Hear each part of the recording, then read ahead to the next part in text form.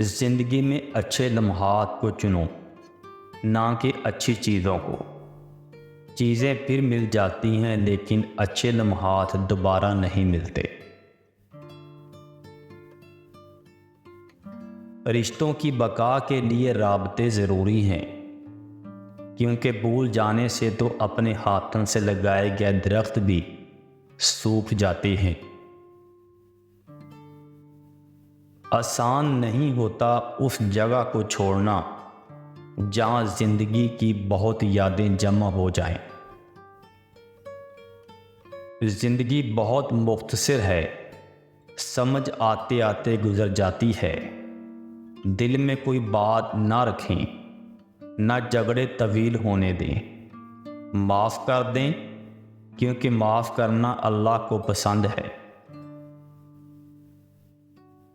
اچھی باتوں کا اثر آج کل اس لیے بھی نہیں ہوتا کیونکہ لکھنے والے اور پڑھنے والے دونوں یہ سمجھتے ہیں کہ یہ دوسروں کے لیے ہے۔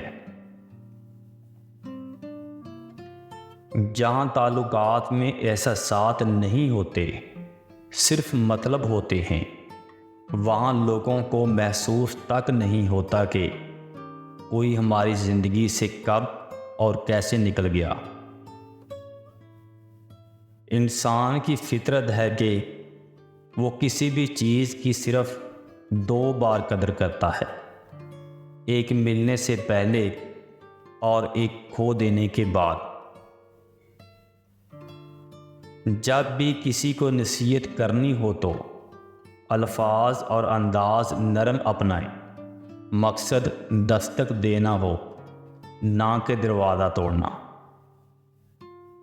ہو سکتا ہے کہ آپ کو کبھی کسی کی خوبصورتی سے محبت ہو جائے، لیکن یاد رکھیں، زندگیاں کردار اور اعمال کے ساتھ گزاری جاتی ہیں، خوبصورتی کے ساتھ نہیں۔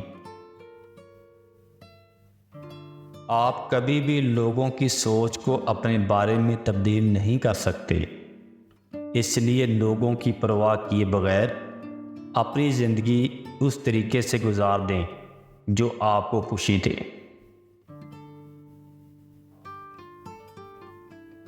ادب انسان کو اخلاق کی بلندیوں تک لے جاتا ہے، لیکن علم نہیں، کیونکہ علم تو شیطان کے پاس بھی بہت تھا مگر ادب نہیں تھا۔ دل میں آنے کا راستہ ہوتا ہے، جانے کا نہیں، اس لیے انسان جب دل سے نکلتا ہے تو دل توڑ کر نکلتا ہے۔